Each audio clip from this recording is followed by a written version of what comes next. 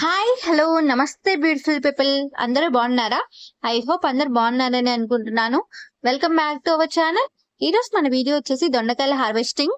ఇది వచ్చేసి అమ్మ వాళ్ళ ఇంటి దగ్గర బయట కొంచెం ఖాళీ ప్లేస్ ఉంటే అమ్మ అయితే అక్కడ చెట్టేశారు. అక్కడ ఇంకా పైకి అల్లిచ్చేసారు అనమాట, రేకుల పైనకి.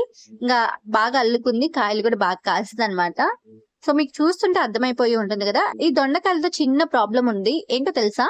ఇవి ఆకుల్లో కలిసిపోయి మనకి కాయలు అనేవి కొంచెం త్వరగా కనిపించవు మిగిలిన వాటితో పోలిస్తే.